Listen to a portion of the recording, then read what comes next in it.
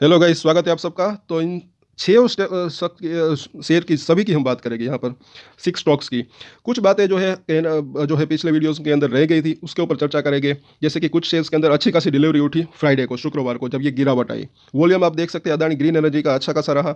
और अब इसके अंदर आगे क्या हो सकता है उसके ऊपर एनालिसिस करेंगे, खास करके प्राइस की अगर बात करें। तो यहाँ पर सबसे पहले तो कुछ हमें कमेंट्स आए थे कि इसके क्वार्टरली रिजल्ट जो है वो इसके अंदर प्रॉफिट इसका घटा, इसलिए शेयर के अंदर गिरावट जो है आई होगी। इस बात को मैंने डिटेल में जो है समझाई थी, इसलिए मैंने कहा है कि आप वीडियोस को देखा ज़रूर करें। देखिए, रेवेन्यू बढ़ा है ईयर ऑन ईयर देखें, लेकिन नेट प्रॉफिट जो है वो घटा है। तो इसका रीज़न जो है मुझे जो लग रहा है, यहाँ पर आप देख सकते हैं इंटरेस्ट कॉस्ट इसकी, जो कि पिछले साल 1250 करोड़ के आसपास थी और इस साल 1700 करोड़ के आसपास रही।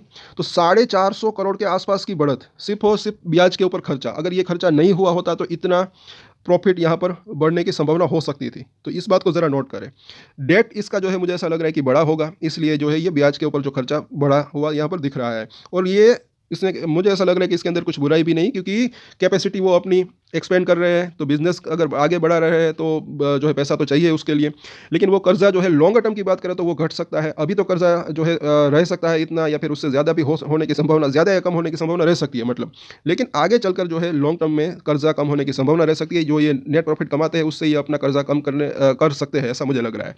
बाकी अब अगर देखें, साथ साथ मैंने एक और चीज़ कही थी कि ये मानसून सीजन था, तो इस वजह से भी जो है हो सकता है कि ये रेवेन्यू के अंदर भी अगर क्वार्टर, पिछले साल भी अगर आप देखें सितंबर क्वार्टर, दिसंबर क्वार्टर, ये देखिए यहाँ पर रेवेन्यू घटा था।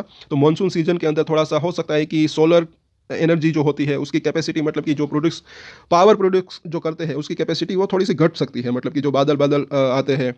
लेकिन अब जो है मौसम साफ होता है, ये जो है विंटर सीजन हो या फिर समर सीजन हो, तो तब जो है इसका रेवेन्यू बढ़ सकता है, प्रॉफिट भी बढ़ने की संभावना रह सकती है। तो आने वाले क्वार्टर अच्छे रह सकते हैं, ऐसा मुझे लग रहा है। बाकी यहाँ पर आप देख सकते हैं पिछले साल भी वही हुआ था। ये दिसंबर क्वार्टर, उसके बाद मार्च क्वार्टर का रेवेन्यू बढ़ा था, जून क्वार्टर का रेवेन्यू बढ़ा था।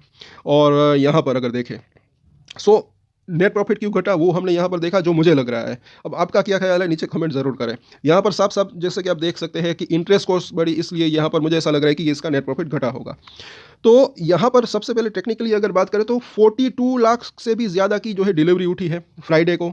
तो ये चीज़ यहाँ पर अच्छी तो दिख रही है, क्योंकि डिमांड यहाँ पर लग रही है। तो एक बाउंस बैक की संभावना रह सकती है अगर सब कुछ बढ़िया रहता है, तो बाजार थोड़ा सा स्टेबल रहता है, क्योंकि बाजार के अंदर भी वॉलेटिलिटी रह सकती है, क्योंकि बजट है आगे अगले संडे को। सो सपोर्ट और रेजिस्टेंस की हम यहाँ पर बात करेंगे। वीकली चार्ट है, पिछली बार भी इसी लेवल के आसपास इसने सपोर्ट लिया था, फिर से उसी लेवल के आसपास पहुंचा है। तो जो अगर गिरावट भी आती है तो भी वो सपोर्ट एरिया जो है वो पास हो सकते हैं, अगर कुछ ज़्यादा कुछ नेगेटिव न्यूज़ नहीं आती है तब की बात है। तो सपोर्ट और रेजिस्टेंस की अगर बात करें, देखिए सबसे पहले तो मुझे ऐसा लग रहा है कि अगर सब कुछ बढ़िया रहता है तो इसी लेवल के आसपास जहाँ पर क्लोजिंग हुई, एक बाउंस बैक की संभावना रह सकती है। लेकिन अगर नीचे आता है तो 750, 720 और 700 रुपये के आसपास का जोन, यहाँ पर इसको सपोर्ट मिलने की संभावना रह सकती है। अगर अब बाउंस बैक आता है तो पहला इसका रजिस्ट्रेशन एरिया 800 से लेकर 820 का जोन, ये इसका पहला रजिस्ट्रेशन एरिया हो सकता है। और उसके बाद जो है 860 रुपये के आसपास का जोन, ये शॉर्ट टर्म की हम बात कर रहे हैं, यहाँ पर इसको रजिस्ट्रेशन का सामना करना पड़ सकता है। बाकी मेजर रजिस्ट्रेशन एरिया इसका 900 रुपये के आसपास का जोन हो सकता है। 900 पार हो फिर और तेज़ी की संभावना रह सकती है। बाकी लॉन्ग टर्म की अगर बात करें तो सब कुछ बढ़िया रहता है, तो मुझे ऐसा लग रहा है कि अच्छी तेज़ी की संभावना रह सकती है। अब बात करें अदानी एंटरप्राइज की, तो 1860 के आसपास की क्लोजिंग रही। इसके अंदर भी जो है कल या परसों वीडियोस बनाई थी, इसके अंदर ये बात जो है रह गई थी। इसके अंदर भी अच्छी खासी डिलीवरी वॉल्यूम उठी, तकरीबन 19 लाख से भी ज़्यादा की डिलीवरी उठी है, वो भी इतने बड़े शेयर्स के अंदर। तो अच्छी खासी डिलीवरी उठी इसके अंदर भी।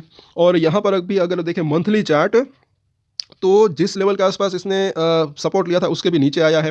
तो इसके अंदर भी मुझे ऐसा लग रहा है कि सपोर्ट एरिया जो है वो पास ही हो सकता है, या तो फिर इसी लेवल के आसपास से बाउंस बैक की संभावना रह सकती है। सपोर्ट और रजिस्ट्रेशन की हम बात करेंगे, शॉर्ट टर्म की अगर बात करें तो मुझे ऐसा लग रहा है कि अगर नीचे जाता है तो 1800 रुपये के आसपास, 1820 रुपये ऊपर नीचे रख सकते हैं, 1800, 1820, या फिर नीचे में 1780 के आसपास का जोन, यहाँ से इसको सपोर्ट मिलने की संभावना रह सकती है। बाउंस बैक आ सकता है, या फिर इसी लेवल के आसपास से भी बाउंस बैक की संभावना रह सकती है। अगर बाउंस बैक आता है तो रजिस्ट्रेशन कहाँ पर मिल सकता है वो भी हम देखेंगे। तो 1920 के आसपास का जोन, उसके बाद 1960, और उसके बाद जो है 2000 के आसपास का जोन।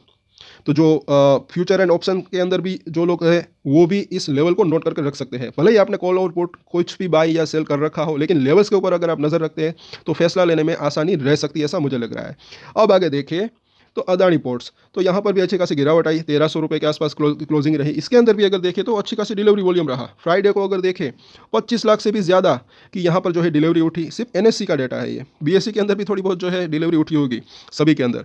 तो यहाँ पर भी अच्छी खासी डिलीवरी उठी। तो एक यहाँ पर दिख क्या रहा है, लग क्या रहा है कि डिमांड तो है, ऐसा लग रहा है। यहाँ पर मंथली चार्ट है, तो यहाँ पर भी जो है पिछले बार एक-एक कैंडल पूरे मंथ की कैंडल है, जहाँ पर सपोर्ट लिया था उसी लेवल के आसपास पहुँचा है, तो एक बाउंस बैक की संभावना रह सकती है। फिर भी अगर गिरावट कंटिन्यू रहती है, तो नीचे में जो है यहाँ पर तकरीबन सपोर्ट की अगर बात करें तो 1290, उसके बाद जो है तकरीबन 1260 के आसपास इसको अच्छा सपोर्ट मिल सकता है, जो कि सपोर्ट एरिया इसका पास ही दिख रहा है। शॉर्ट टर्म की हम बात कर रहे हैं, इसके अंदर भी मुझे ऐसा लग रहा है कि लॉन्ग टर्म में अच्छी तेज़ी की संभावना हो सकती है, क्योंकि मुझे ऐसा लग रहा है कि इसके फंडामेंटल जो है काफ़ी स्ट्रॉन्ग है। और अब रजिस्टेंस की बात करें तो पहला रजिस्टेंस छोटा-सा जो हो सकता है 1330 के आसपास का ज़ोन, ये लेवल पार हो तो फिर 1350 और ये लेवल पार हो तो फिर 1370 तक जाने की संभावना रह सकती है। बाकी लॉन्ग टर्म में मुझे ऐसा लग रहा है कि अच्छी तेज़ी की संभावना रह सकती है। अब बात करें अदानी टोटल गैस की, तो यहाँ पर भी हमने बात की थी। तो यहाँ पर इसका जो है फंडामेंटली अगर बात करें तो इसके पीएस के मुकाबले इसका पी रेशियो थोड़ा-सा हाई जो है लग रहा है। इसलिए इसके अंदर ज़्यादा मूवमेंट अभी तेज़ी जो है मुझे ऐसा लग रहा है कि इसलिए ज़्यादा नहीं आ रही है। लेकिन फिर भी टेक्निकली अगर बात करें, मंथली चार्ट ज़रा देखें, अच्छी खासी इसने जो है पहले रिटर्न दिए, एक तेज़ी आई, उसके बाद गिरावट आई और उसके बाद ये थोड़ा-सा अभी ठंडा पड़ा हुआ है, यहाँ से लेकर यहाँ तक अगर देखें तो ऐसा लग रहा है। लेकिन फिर भी इसके भी सपोर्ट और रेजिस्टेंस अगर हम बात करें शॉर्ट टर्म के, तो सपोर्ट एरिया पास ही दिख रहा है। तो 520 के आसपास की क्लोजिंग रही। पहला सपोर्ट एरिया अगर गिरावट कंटिन्यू रहती है तब की बात है, तो 500 से लेकर 480 एक अच्छा सपोर्ट एरिया हो सकता है। बाकी अगर सब कुछ बढ़िया रहता है तो मुझे ऐसा लग रहा है कि यहीं से इसके अंदर बाउंस बैक की संभावना रह सकती है। शॉर्ट टर्म की बात करें, अगर बाउंस बैक आया तो 535 से लेकर 550 तक जाने की संभावना रह सकती है। यहाँ पर इसको रजिस्ट्रेशन का सामना करना पड़ सकता है। और इन द बात करें बाजार के अंदर ज़्यादा गिरावट आती है, अगर 480 का लेवल टूटता है तब जो है और गिरावट की संभावना रह सकती है। लेकिन ये कब हो सकता है, मुझे ऐसा लग रहा है कि ये बाजार के अंदर ज़्यादा गिरावट आती है तब की बात है, क्योंकि इसका पी रेशियो थोड़ा सा पीयर के मुकाबले हाई है। तो ये नीचे में अगर बात करें मेजर सपोर्ट एरिया कौन कौन सा हो सकता है, तो मुझे ऐसा लग रहा है कि 460, उसके बाद जो है 410 से लेकर 400 रुपये के आसपास का जोन, वो बाजार के अंदर गिरावट आती है तब यहाँ तक जाने की संभावना जो है रह सकती है। अदरवाइज पहले अगर बात करें, यहीं पर इसको सपोर्ट मिलने की संभावना रह सकती है और यहीं से भी बाउंस बैक की संभावना रह सकती है। अगर ऊपर आता है तो जो हमने बात की रेजिस्टेंस की, वहाँ तक जाने की संभावना रह सकती है। और थोड़ा लॉन्गर टर्म की बात करें तो फिर धीरे धीरे करके, जैसे कि हमने वो हमारी वीडियो ज़रूर देखें कल की, अगर आपने नहीं देखी तो पहले तो, जो अदानी टोटल गैस के अंदर होल्डिंग रखते हैं, क्वार्टरली रिजल्ट की हमने डिटेल में बात की। भाई इसका बिजनेस जो है उसका विस्तार हुआ है, वो आगे भी हो सकता है। गैस आवंटन की वो जो थोड़ी सी दिक्कत थी, फिर भी उनका रेवेन्यू और प्रॉफिट जो है वो बढ़ा है। तो वो ये नहीं होता ये प्रॉब्लम, तो और भी इसका रेवेन्यू और प्रॉफिट बढ़ने की संभावना रह सकती थी। तो आगे अगर इसका रिजल्ट अच्छा आता है तो इसका ईपीएस जो है, इसका नेट प्रॉफिट अगर बढ़ता है तो ईपीएस बढ़ सकता है, फिर इसका पी रेशियो नीचे आ सकता है, फिर शेयर के अंदर भी तेज़ी की संभावना रह सकती है। और ये हम बात कर रहे हैं लॉन्ग टर्म की। बाकी हम बात करें आगे अदानी एनर्जी सॉल्यूशन, तो यहाँ पर भी अगर देखें तो अच्छी खासी गिरावट देखने को मिली, 800 के आसपास की क्लोजिंग रही। इसके अंदर भी जो है अच्छी खासी डिलीवरी वॉल्यूम यहाँ पर देखने को मिला, 11 लाख के से भी ज़्यादा की डिलीवरी उठी। टेक्निकल चार्ट भी देखेंगे, पहले फंडामेंटली अगर देखें, यहाँ पर आप देख सकते हैं अच्छी बात यहाँ पर क्या दिख रही है, इसकी ऑर्डर बुक जो कि काफ़ी तगड़ी दिख रही है। और ये जो है जनवरी 2026 यानी कि अभी अगर बात करें इसी महीने की तक की अगर बात करें तो 77,000 से भी ज़्यादा की इसकी ऑर्डर बुक है, और ये चीज़ यहाँ पर काफ़ी अच्छी दिख रही है। और यहाँ पर लॉन्ग टर्म की बात करें तो तेज़ी की संभावना रह सकती है, शॉर्ट टर्म में वॉलेटिलिटी रह सकती है। लेकिन वीकली चार्टों को अगर हम देखते हैं तो इसके भी सपोर्ट जो है पास ही हो सकते हैं। तो ओवरऑल अगर बात करें तो यहाँ पर अभी 800 के आसपास की क्लोजिंग रही, इसके अंदर भी यहीं से बाउंस बैक की संभावना रह सकती है। या फिर अगर गिरावट कंटिन्यू रहती है तो नीचे में पहला इसका सपोर्ट एरिया 780 और दूसरा सपोर्ट एरिया 750 के आसपास का हो सकता है। और ऊपर की अगर बात करें, अगर बाउंस बैक आता है तो पहला इसका रजिस्टेंस एरिया 830, उसके बाद जो है वो लेवल पार हो तो फिर 850 और वो लेवल पार हो तो फिर 875 तक इसकी जाने की संभावना रह सकती है। तो इन सभी सपोर्ट और रजिस्टेंस के ऊपर नजर बनाकर रख सकते हैं। बाकी मुझे ऐसा लग रहा है कि इसके अंदर भी लॉन्ग टर्म में तेजी की संभावना रह सकती है।